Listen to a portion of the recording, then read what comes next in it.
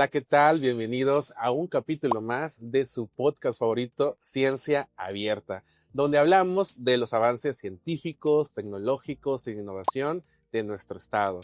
Estamos de manteles largos porque ya hemos finalizado una temporada y este es el primer capítulo de nuestra segunda temporada. Aprovecho para desearle un feliz año nuevo, más vale tarde que nunca, pero pues lo importante es que aquí estamos otra vez tratando de llevarles los avances de divulgación y difusión de muchos profesores e investigadores. Tenemos mucha información. Bienvenido, doctor. ¿Cómo se encuentra el día de hoy? ¿Qué tal, Alejandro? Buenos días. Muy bien. Gracias por aceptar nuestra invitación. Él es el doctor Sergio Salinas Rodríguez de Ecosur. Tiene una vasta experiencia en hidrogeología. Él pues estudió en la Universidad Autónoma de Nuevo León y tiene posgrados en pues internacionales, ¿no? Creo que estudió su maestría en España y el doctorado en Países Bajos. O sea, tiene una experiencia increíble. También ha participado en diversos proyectos. Más adelante vamos a hablar del proyecto donde pues ayudó a los chilenos para hacer como que la protección a sus ríos. Vamos a estar hablando también de eso. Pero vamos a comenzar, doctor. Sí. ¿Por qué hidrogeología? ¿Qué es la hidrología? Bueno, gracias, Alejandro. Gracias al Consejo de Ciencia y Tecnología de Tabasco invitarme a este podcast. Es un gusto para mí hacerlo y, por supuesto, ahora sabiendo que están aperturando la segunda temporada, pues con mayor razón, muchas gracias nuevamente por la invitación. Es un placer. Bueno, primero que nada, no es hidrogeología. Mi especialidad es ecohidrología. Ok.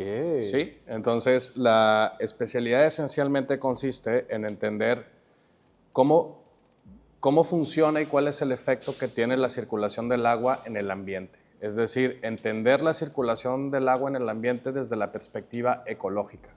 ¿Para qué? Bueno, pues puede ser para muchas razones. Puede ser para desarrollar proyectos de infraestructura que sean realmente sostenibles, con un fundamento ecológico, con un fundamento ambiental, más allá de las innovaciones tecnológicas e ingenieriles que se nos puedan ocurrir, pero también para entender cómo funciona el sistema y a partir del entendimiento del sistema, pues poder también evaluar los efectos, por ejemplo, que tiene el cambio climático o los efectos que tiene el uso insostenible del agua para diferentes actividades y para muchos otros factores pues, que se nos vengan a la mente. En cuanto a mi experiencia, en efecto, yo soy biólogo de formación por la Facultad de Ciencias Biológicas en la Universidad Autónoma de Nuevo León. Mi maestría la hice en restauración de ecosistemas por la Universidad de Alcalá de Henares en España. Y el doctorado fue enfocado en recursos hídricos, bueno, más bien, el doctorado fue en recursos hídricos enfocado a medio ambiente, enfocado en aspectos ecológicos, en ecohidrología, en caudales ecológicos. Y mi materia de estudio en aquel momento pues, fue las cuencas y ríos de México, en Países Bajos. El doctorado lo hice en TU Delft, así se llama, Delft University of Technology. Ok, doctor. ¿Por qué le interesan las cuencas? Pues mira, eso por muchas razones. La realidad es que puedo platicarles desde la perspectiva académica porque es importante el estudio de las cuencas, de los ríos, de los cuerpos de agua, de los ecosistemas acuáticos, o podría hacerlo también quizá más interesante para la audiencia desde la perspectiva personal. ¿Por qué trabajo aspectos de ecohidrología? Bueno, pues porque mi desarrollo profesional me fue llevando a este campo. En este campo pude desarrollarme, pude aprender muchas cosas en su momento y desarrollarme, diseñar proyectos, comenzar a ejecutarlos y al ver los resultados, pues una cosa lleva a otra. Me fue gustando mucho el tema al punto en el que me fui especializando. Debo decir que la ecohidrología es una disciplina relativamente nueva, no tiene más de un par de décadas, quizá 3 como mucho.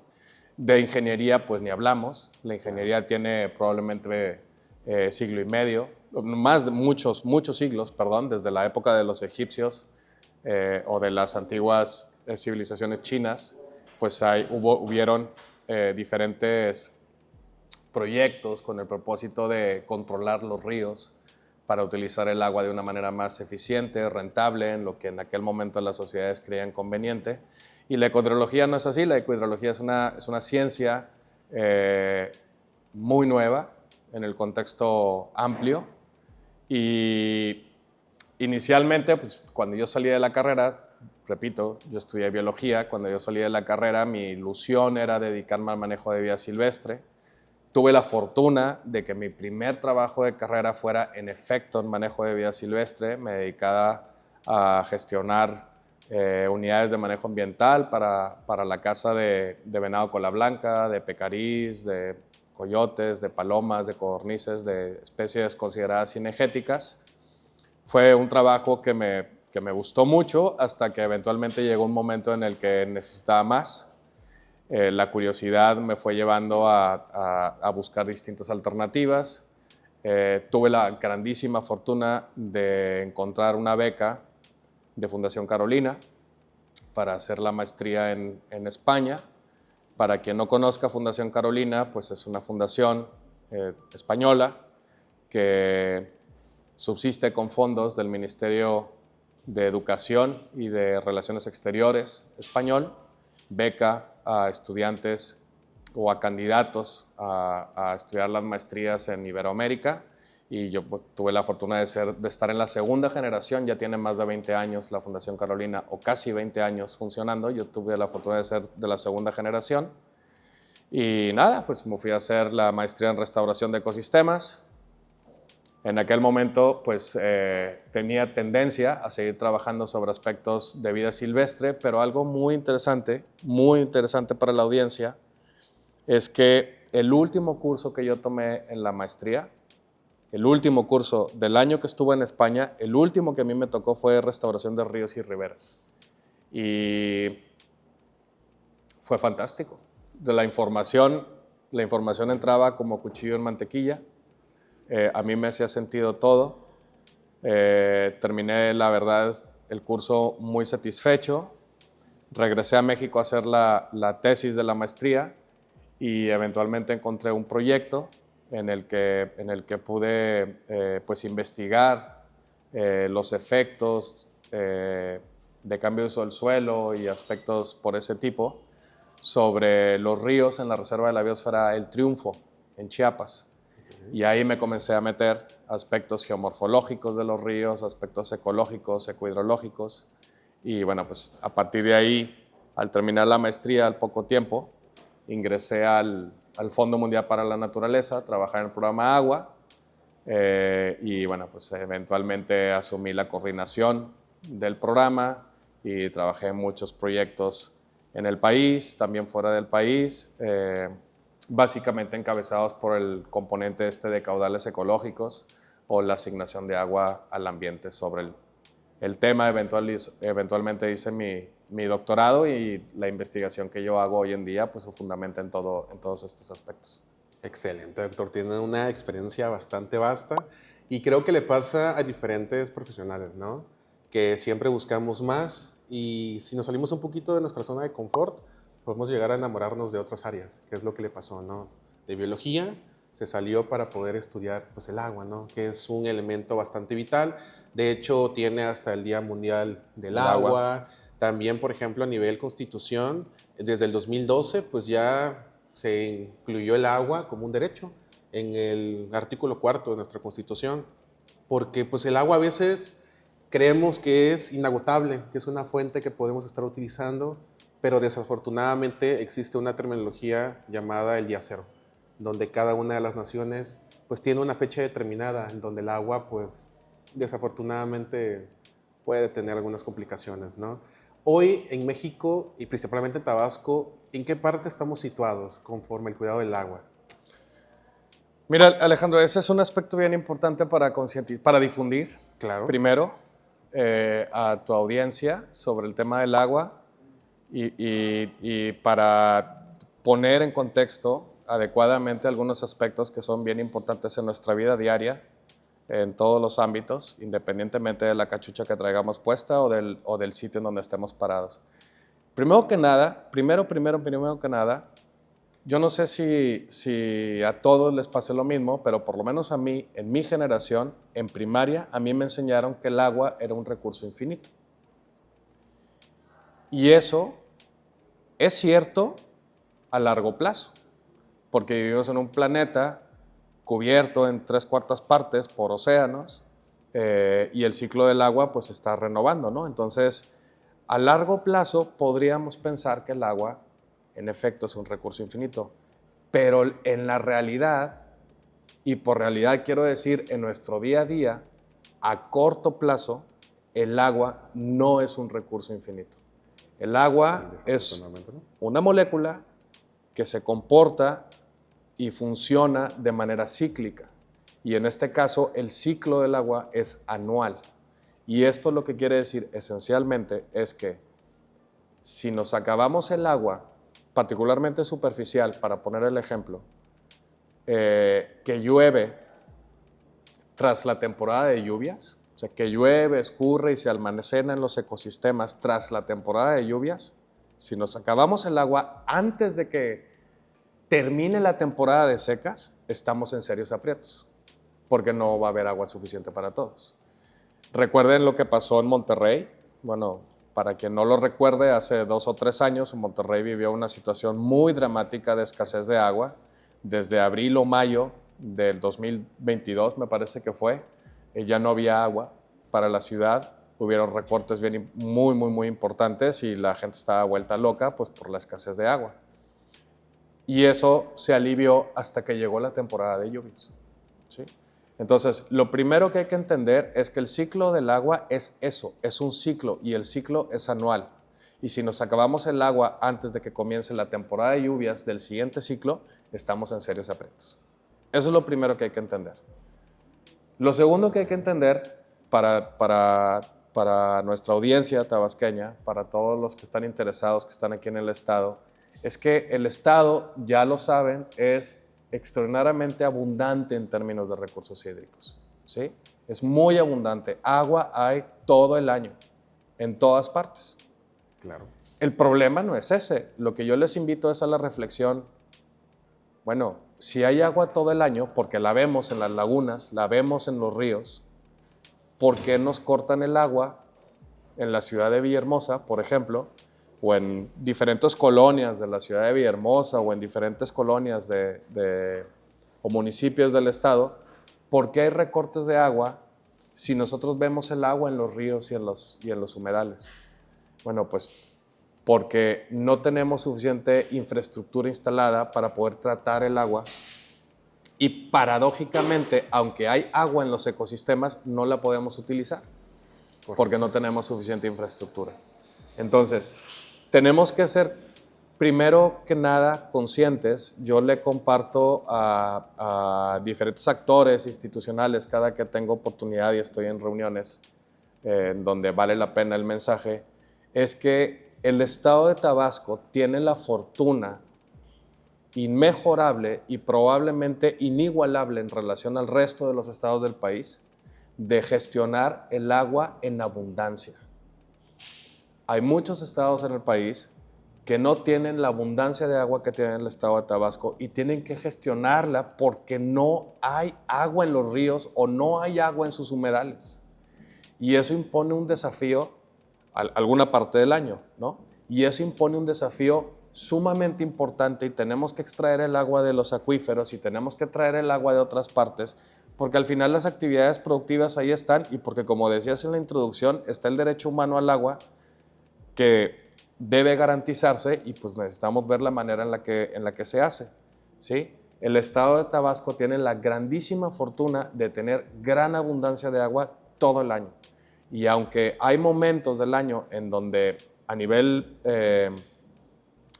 doméstico, a nivel casero, en las ciudades o en las comunidades no se tiene agua, eso es porque no hay suficiente infraestructura y entonces pues necesitamos poner atención en la infraestructura, mejorarla, invertir en ella y también como ciudadanos pues estar conscientes de no vertir aceites al drenaje, de no contaminar el agua, porque eso pues implica mayor inversión en su tratamiento y pues ahí es en donde las autoridades tienen problemas para atender la demanda.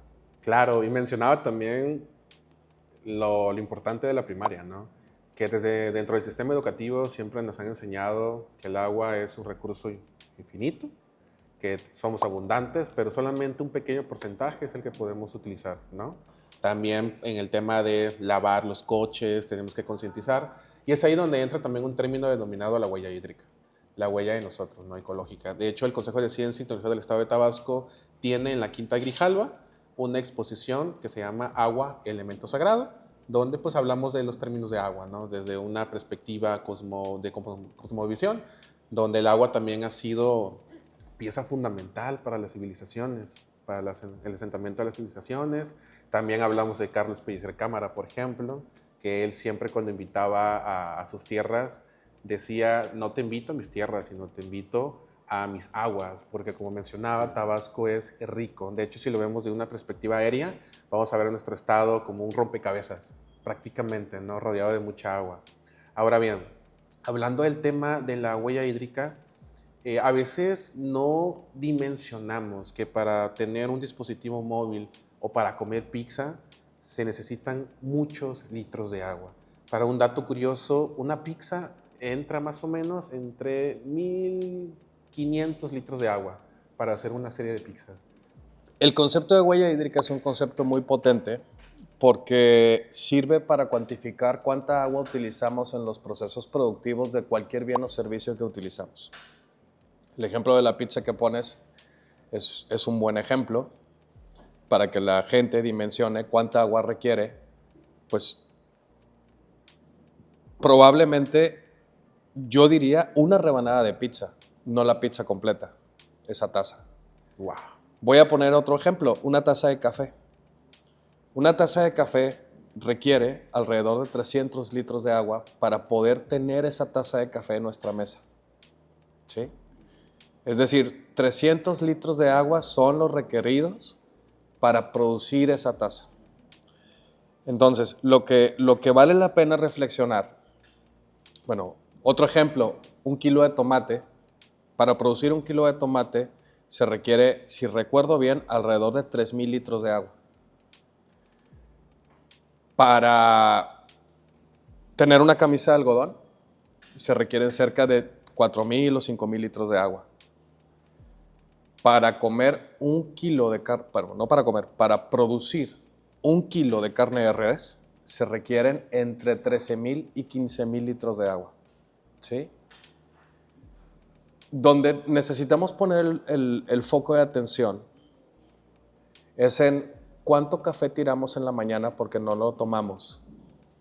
De lo que ponemos a hacer al inicio de la mañana, al término del día o a la mañana siguiente que volvemos a poner, cuánto café terminamos no consumiendo y tiramos. Cuánta verdura se nos termina echando a perder y no la consumimos. Cuánta ropa terminamos dejando de ponérnosla porque compramos más, porque están in, porque están más bonitas o qué sé yo. Promociones. ¿Cuánto desperdiciamos? El problema no solo es cuánto consumimos, sino cuánto de ese consumo es eficiente. ¿Sí? Y es ahí en donde el concepto de huella hídrica es muy importante para poder ponderar a todos los usuarios, a las instituciones, a los funcionarios públicos, a la iniciativa privada, al ciudadano, por supuesto a los académicos, cuantificar cuánta agua requerimos, cuánto estamos desperdiciando, en qué proporción hay eficiencia, y todos estos aspectos pues al final nos llevan a contribuir para lo que se llama el Overshoot Day, el día en el que los recursos naturales expiran en el año. Es decir, es el momento en el que consumimos más recursos naturales de lo que la Tierra es capaz de producir en un ciclo anual. Eso lo hacemos a través de la huella de carbono, es un concepto muy similar. La huella hídrica y la huella de carbono son conceptos similares. La huella hídrica está enfocada en el agua, la del carbono en muchos otros aspectos enfocados en el carbono, pero en esencia es eso. Entonces, nada, pues por favor concienticémonos todos sobre lo que utilizamos y sobre todo lo que desperdiciamos. Sí, a veces no dimensionamos que cada artículo que compramos en Shein y en otras tiendas online, pues a veces lo vemos muy barato, lo compramos y lo dejamos ahí. Y pues ahí estamos impactando al ambiente, que desafortunadamente ahí es donde entra el otro término bastante común, que nos han enseñado en muchísimas ocasiones, que es el cambio climático. ¿Cómo entra el cambio climático aquí? Bueno, tengo entendido que el cambio climático repercute pues, a los componentes del agua, también la salinidad, y también pues, nos hemos dado cuenta que aquí en Tabasco, ¿qué nos ha pegado más fuerte? Pues las inundaciones, ¿no? También en el estado del norte, por ejemplo, y en el centro también del país, hemos encontrado pues, ya la presencia de la sequía. ¿Cuántas veces no anhelamos que llueva para que la cosecha pueda florecer, para que la ganadería y todo lo demás, pues podamos tener pues producción, ¿no? Económica, pero desafortunadamente, pues aunque querramos, la lluvia no llega, ¿no? Y es ahí donde el cambio climático entra. ¿Qué opina en ese aspecto, doctor? Híjole, mira, primero quiero dar un paso atrás antes de hablar de cambio A climático. ver. Todos necesitamos el agua, ¿cierto? Para nuestra actividad, para nuestro día a día, para procesos productivos, para desarrollo, ¿sí? La agricultura necesita el agua, la industria necesita el agua, las ciudades necesitan el agua, la minería, todos necesitamos el agua. El ambiente, los ecosistemas también requieren agua, ¿sí? La diferencia es que los ecosistemas, además de ser usuarios del agua, como todos los demás, son los únicos proveedores del agua. Nadie más provee agua más que los ecosistemas, los ríos, los humedales, las montañas. Nadie más provee el agua. Entonces, quise dar un paso atrás explicando esto, porque para entender el cambio climático y hablar sobre el cambio climático, es cierto, el cambio climático está ocurriendo y el agua específicamente es el tema sobre el que invariablemente todo mundo puede sentir los efectos del cambio climático, como las inundaciones, como las sequías y muchos otros. ¿Sí? Pero muchos de los eventos que padecemos, muchas de las inundaciones que ocurren, no necesariamente ocurren solo por el cambio climático. Ocurren porque hemos transformado el paisaje de una manera tan bestial que los ecosistemas no son capaces de amortiguar los eventos extremos. ¿Sí? O sea, vuelvo a repetir, el cambio climático está ocurriendo y aún en ecosistemas naturales el cambio climático se ve. Pero cuanto más transformados tengamos nuestros ecosistemas, más severamente vamos a sentir el cambio climático. Y particularmente en el tema del agua, más costoso va a ser. Sí. Porque restaurar la cuenca entera a veces es inviable, sencillamente. O sea, por ejemplo, si no queremos inundarnos en Villahermosa, pues la mejor alternativa, idealmente lo mejor que podríamos hacer sería restaurar la cuenca del río Grijalva. La cuenca del río Grijalva está altamente transformada. Tenemos un cambio del suelo bestial, la red de drenaje está completamente transformada, tenemos 4 grandes presas que almacenan el agua para la producción de energía y tenemos mucho desarrollo agropecuario. Entonces, si no queremos inundarnos en Villahermosa, la mejor opción que podríamos optar sería restaurar la cobertura vegetal de la cuenca. Pero eso es inviable, no es factible. Necesitamos el agua almacenada en las presas para poder producir energía, necesitamos el agua para poder sostener los procesos productivos, necesitamos el agua para todas nuestras actividades. No podemos sacar a la gente de la ciudad de Villahermosa, definitivamente que eso no es una opción, pero tampoco es una opción viable restaurar la cuenca entera. Entonces tenemos que enfocar los esfuerzos en restaurar por lo menos aquellos espacios que nos ayuden a mitigar los efectos del cambio climático. No a desaparecer, a mitigar por un lado, o bien a adaptarnos a condiciones actuales que no estaban ocurriendo hace 30 años o hace 40 años, pero que hoy son una realidad y que la gente que no somos originarios de Tabasco y llegamos al estado, bueno, pues tenemos que adaptarnos a nuestro nuevo entorno que para los que venimos de afuera, pues esencialmente es un entorno nuevo, este es el que conocemos, pero la gente que tiene aquí 40, 50, 60 años, también necesita adaptarse a las condiciones actuales. Y a lo mejor, la gente que tiene más de 40 años viviendo en esta zona del país ya está adaptada. El asunto no es necesariamente eso, el asunto es que esta gente necesita transmitir el conocimiento a todas las generaciones nuevas, y por generaciones nuevas quiero decir los que están naciendo aquí en el estado y también los que estamos llegando. Porque para nosotros es normal, por ejemplo, los que venimos de fuera, sería normal tener plazas comerciales tan grandes como las hay, pero es que esas plazas comerciales están ubicadas en sitios inundables.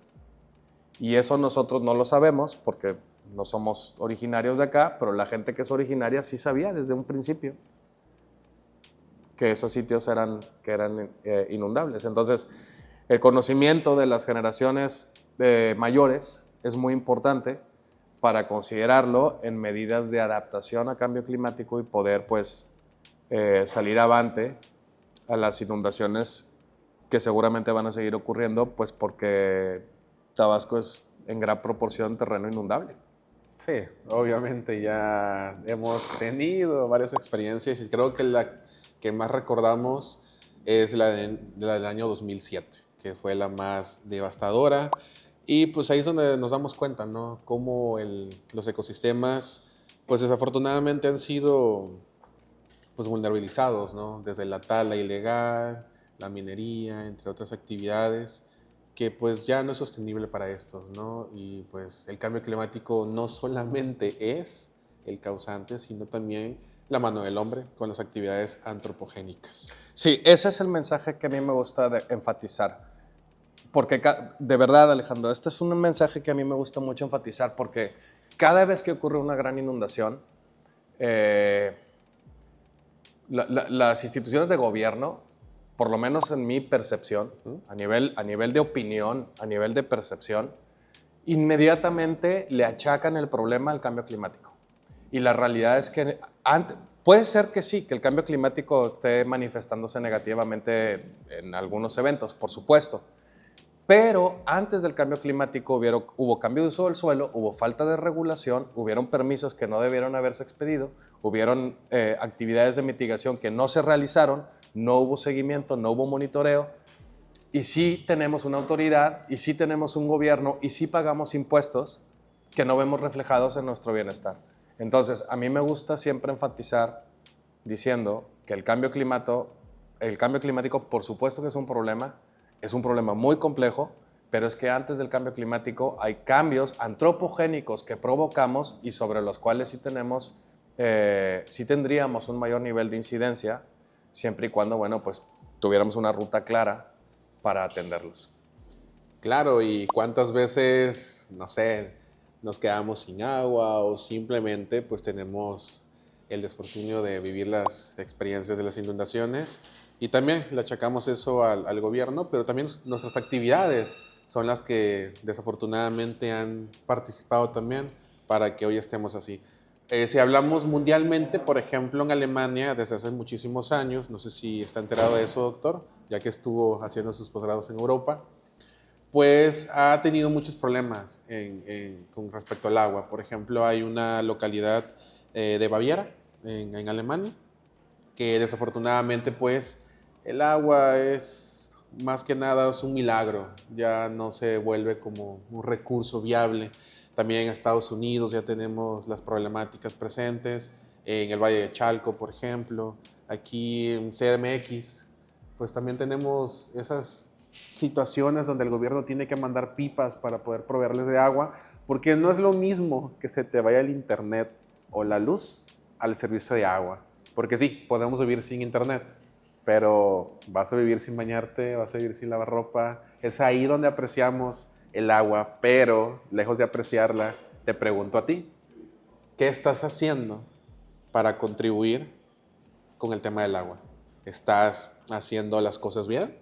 Son cositas que a veces tenemos que preguntarnos. Y es ahí donde me gustaría comentarle a usted, doctor, ¿cuáles serían los consejos que le podría dar a la población para cambiar estos hábitos que probablemente no son tan propicios para el cuidado del agua?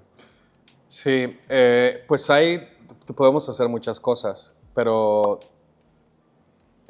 para empezar, hacia la ciudadanía, a mí me gustaría hablar de cosas que necesita hacer el gobierno, cosas que necesitan hacer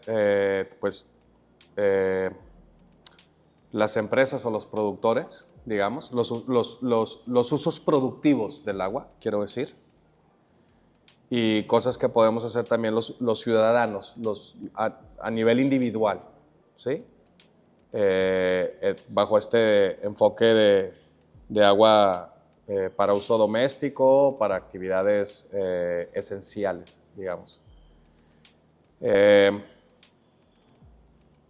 Desde la perspectiva individual, desde la perspectiva ciudadana, pues necesitamos estar conscientes de varios aspectos.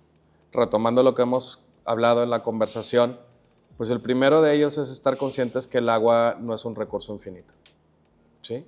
Si abrimos el agua del grifo, con seguridad, eventualmente dejará de salir, ¿sí? Es insostenible, no podemos gastar recursos permanentemente de un recurso que por definición el ciclo funciona de manera anual.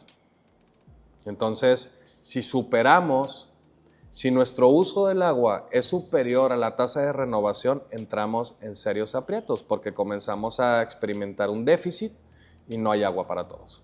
Punto. Así tal cual. Necesitamos ser conscientes de eso. Segundo punto, necesitamos también ser conscientes de nuestras actividades a nivel individual.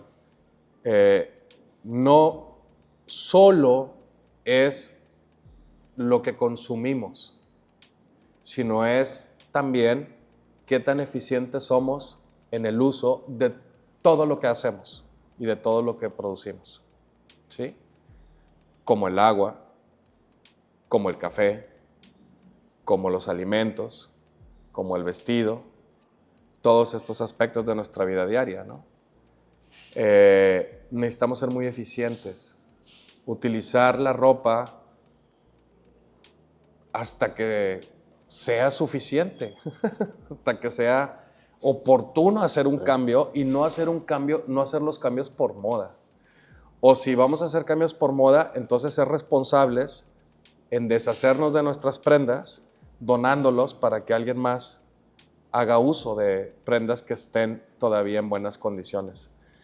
Sobre el asunto de la comida, pues es lo mismo. También necesitamos ser muy conscientes y ser muy eficientes.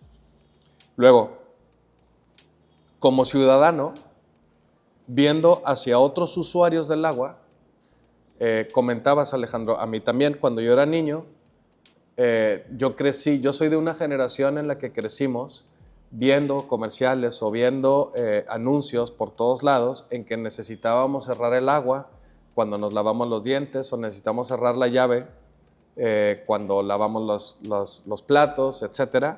Y eso está muy bien. A nivel individual tenemos que hacerlo, por supuesto. Pero también necesitamos estar conscientes o debemos ser conscientes que el desperdicio individual tiene poco que hacer contra la ineficiencia en la red de drenaje de todas las ciudades en el mundo. Esto no es el caso, esto no solo es en México. En términos generales, hay una ineficiencia en el transporte del agua, en la red de drenaje de transporte del agua en todas las ciudades, que no es menor. Y ahí, pues, los gobiernos municipales o los ayuntamientos tienen que invertir permanentemente en mejorar la eficiencia de transporte del agua y en general de transporte del agua, ¿no? En la red de drenaje. Desde el punto de vista productivo, pues no hay ningún usuario en México y en el mundo que se compare de alguna forma con la agricultura. La agricultura es el gran usuario del agua. Y resulta que en términos generales, en México y en el mundo, el gran ineficiente de uso del agua es la agricultura.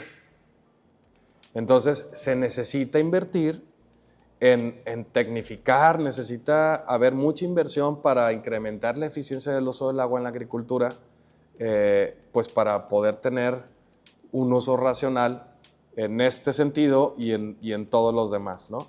Entonces, desde el punto de vista individual, está lo que podemos hacer en nuestra vida diaria, está también en entender dónde están los grandes usuarios del agua y qué podemos hacer como ciudadanos para exigir que cada usuario del agua lo haga de forma responsable, ¿sí? La industria que lo haga de forma responsable, el gobierno, los ayuntamientos, los municipios que también inviertan de manera responsable para la infraestructura hídrica, que las actividades agropecuarias también utilicen el agua de forma responsable y todos ellos, por supuesto, de manera sostenible. Y luego está la perspectiva en términos de política pública para conservar, primero para administrar el recurso hídrico, para proteger el recurso hídrico que todavía podamos proteger, conservar aquellos espacios que todavía podamos conservar, manejar mejor aquellos sitios en donde no hay de otra y tenemos que pues, utilizar diferentes alternativas de ingeniería y de las ciencias ambientales para manejar racionalmente el recurso hídrico. Y pues en aquellos sitios en donde ya no hay de otra, tenemos que ver también por opciones de restauración de los ecosistemas. Comentabas ahorita, hace unos minutos, sobre el caso de la Ciudad de México, sobre el caso en Alemania, sobre muchos otros casos, en donde en general viven algunos días al año, cada cierto tiempo, la hora cero y no tienen suficiente agua. ¿Cuál es el común denominador en todos esos casos? Son grandes ciudades sin áreas verdes, son grandes ciudades en donde no hay infraestructura natural, en donde se pueda almacenar el agua a lo largo del ciclo anual y por consecuencia se tiene que extraer, en la mayoría de los casos, de manera subterránea, cada vez a profundidades mayores, o se tiene que extraer el agua de sitios que son muy lejanos y que es muy costoso traer el agua por un lado, como en la Ciudad de México, pero luego también es muy costoso sacar el agua de la Ciudad de México una vez que sea utilizada a otros lados para que la Ciudad de México no se inunde. Sí, y creo que aquí tocó muchos puntos importantes, empezando por uno de estos, es que sí, será muy complicado que las empresas pues, puedan disminuir, por ejemplo, las refresqueras y las cerveceras, que son una de las empresas que pues, más gastan litros y litros, millones de agua. Pero pues yo creo que todo inicia también desde casita. Para los padres de familia que nos están viendo, pues igual instruir a los niños pues algunas responsabilidades con el tema del agua, ¿no? Asimismo, pues también remarcar que esto no solamente es de Tabasco, de Chiapas, de México, sino es a nivel mundial.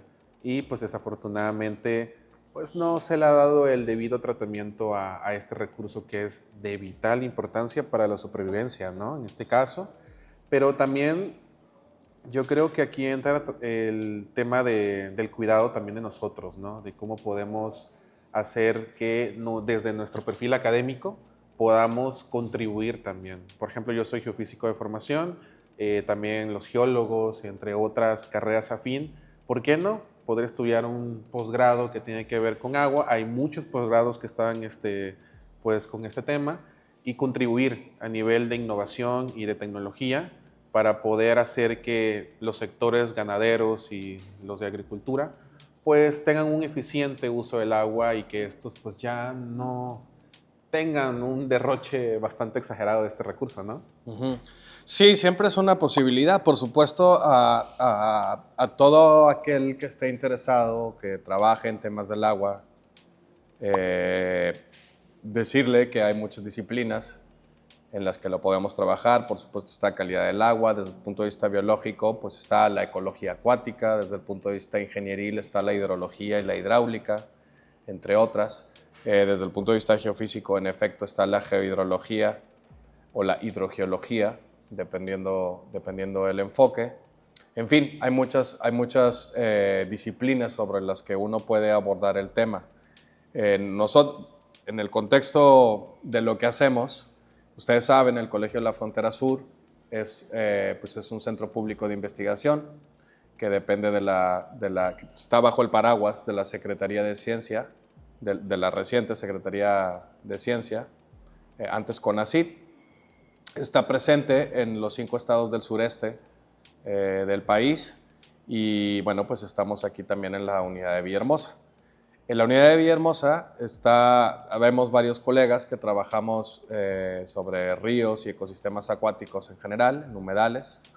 Y bueno, nada, pues nosotros tenemos la oferta, primero, a efectos de posgrado, tenemos la oferta de la maestría en manejo de recursos naturales y desarrollo rural, y tenemos también la oferta del doctorado en ciencias de la sustentabilidad, en ecología y ciencias de la sustentabilidad.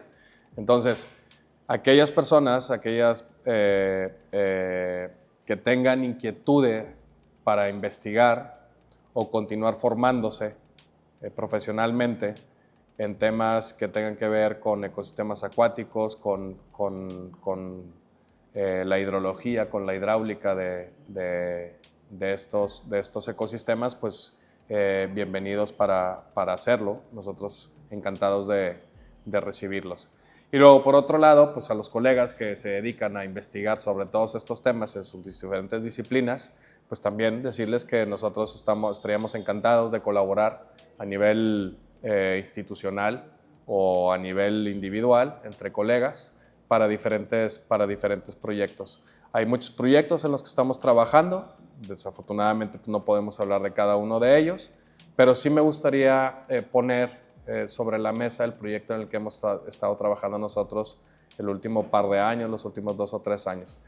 Nosotros estamos desarrollando un sistema de monitoreo de niveles de inundación en los ríos y en los humedales de Tabasco. Lo comenzamos en un par de sitios cercanos a la ciudad de Villahermosa, en el río Carrizal y en el río de la Sierra. El sistema que estamos desarrollando lo estamos haciendo con el objetivo de fortalecer el sistema actual. Ya existe un sistema de monitoreo de niveles de inundación y modelaje de caudales en los cuerpos de agua del país. El sistema que existe es manejado por la Comisión Nacional del Agua. Lo que nosotros estamos desarrollando son diferentes partes del procedimiento para robustecerlo a través de instrumentos que son relativamente de bajo costo, pero con la posibilidad de grabar información a una resolución temporal pues mucho mayor a como se hace el reporteo de la información de la manera tradicional. Eso es por un lado. Y por otro lado estamos utilizando, entre los instrumentos, estamos utilizando cámaras. Entonces estamos tomando fotografías cada 15 minutos y estamos generando la evidencia documental, gráfica, de cómo se ven los ecosistemas en cierto momento de tiempo y qué parámetros hidráulicos implica todo eso. Esto es muy importante porque a través de la información que estamos generando, pues podemos almacenarla. Por supuesto, pasa por una etapa de procesamiento de información, de cálculo de indicadores, pero el punto es que esto es muy importante para poder tener información oportuna que aporte la toma de decisiones en materia, por supuesto, de administración y gestión del agua, por un lado, pero también en materia de gestión de riesgos. Y, por supuesto, la información monitoreada en campo es absolutamente fundamental para cualquier modelo predictivo en el caso de sistemas de alerta temprana de inundaciones, ¿no? Que es una gran preocupación del Estado y es uno de los proyectos que ha estado impulsando el Consejo este último año en esta administración. Entonces, el proyecto está ahí, tenemos resultados fascinantes. Los resultados los estamos vinculando también a los caudales ecológicos y reservas de agua que existen para el estado de Tabasco. Y nada, pues invitarlos a colaborar en alguna de todas estas facetas o en cualquier otra. Si tienen algún interés, por supuesto, por favor, contáctenme. Pues ahí está la clave, la investigación, la difusión y sobre todo la divulgación. Fue un capítulo bastante amplio de información, pero no es tanto meterles miedo en casita, aunque podría ser, pero también es responsabilizar nuestras acciones para el cuidado del agua, que es un recurso que, recordemos, no es infinito, sino tiene un tiempo específico de vida, ¿no? Pues fue un placer tenerle, doctor. Espero que haya disfrutado la charla. Hay un tema adicional que quisiera abordar antes de cerrar, porque como bien dijiste, no se trata de dejar aquí puros mensajes negativos. Se trata también de poner los mensajes positivos sobre la mesa. Y en ese sentido, sí que tengo también mensajes muy importantes que me gustaría que la sociedad tabasqueña conozca y valore. Por supuesto, la mexicana también. En 2018, o sea, en México existe un instrumento regulatorio para determinar cuánta agua hay y poder contabilizarla y poder llevar un registro, pues, de cuánta agua se está utilizando por todos los usuarios en el país, ¿sí? Esa es la norma oficial mexicana con la que se evalúa la disponibilidad del agua. También tenemos un instrumento regulatorio para evaluar cuánta agua requiere el ambiente para mantener los procesos ecológicos en los ecosistemas que promuevan que los ecosistemas funcionen como ecosistemas y, entre otras cosas, nos brinden los servicios ambientales de los que esperamos de los ecosistemas, como por ejemplo la provisión de agua, ¿sí? Esta norma se llama, pues es una norma para hacer evaluaciones de caudales ecológicos, así es como se conoce. Los caudales ecológicos son la cantidad de agua, cantidad, calidad y la temporalidad con la que el agua ocurre para mantener los procesos biológicos, ecológicos y sociales que dependen del funcionamiento de los ecosistemas, ¿sí? La implementación de esta norma de caudales ecológicos es muy importante porque a través de la implementación de los caudales ecológicos en la gestión del agua se garantiza que su uso sea sostenible a largo plazo. Y en México tenemos el instrumento de las reservas de agua para protección ecológica. Las reservas de agua para protección ecológica se establecen por decreto presidencial y en 2018, quizá alguna parte de la audiencia recuerde, se establecieron casi 300 reservas de agua en todo el país. Se protegió más del 50% del agua superficial en el país. Y de ese 50% del agua superficial de todo el país que está protegida, en una absoluta, grandísima proporción, es puesta sobre la mesa por la protección que se ha hecho al agua en el Grijalva y en el Usumacinta, ¿sí? Esta medida, esto que ha ocurrido en el país, es inaudito en el contexto internacional, en el contexto normativo regulatorio. No hay ningún otro país en el mundo, ninguno que yo conozca, que tenga protegido por decreto presidencial más de la mitad del agua superficial de ese país. Ninguno. Es una medida inaudita, repito. Y eso implica la protección de muchos ríos libres, de muchas especies, el funcionamiento de muchos ecosistemas y garantiza, para cerrar la idea, la seguridad hídrica de más de 45 millones de personas en los próximos 50 años, ¿sí? La medida ha sido bien vista en muchas otras partes del mundo.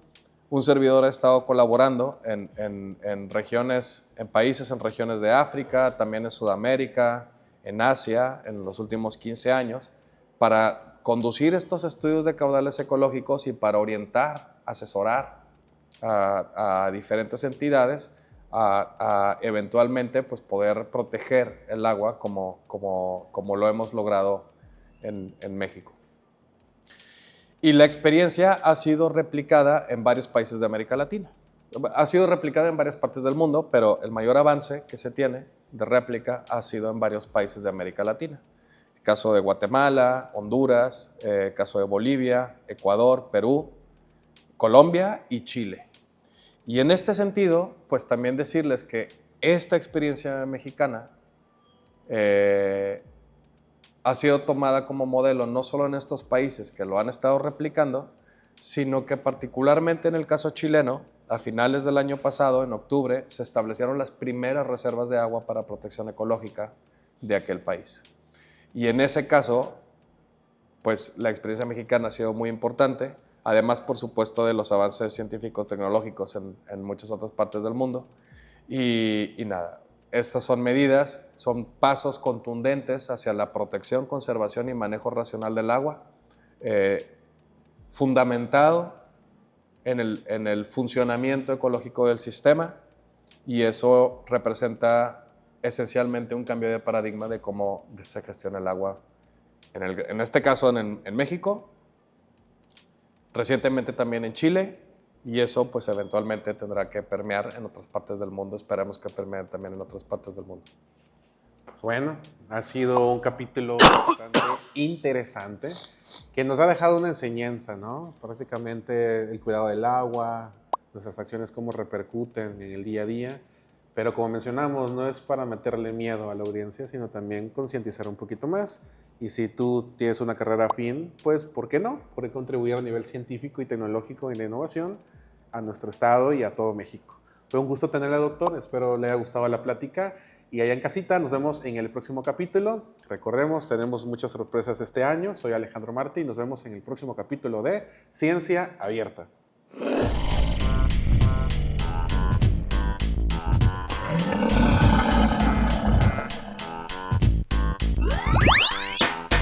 Consejo de Ciencia y Tecnología del Estado de Tabasco. Territorio de innovación, ciencia al alcance de todos.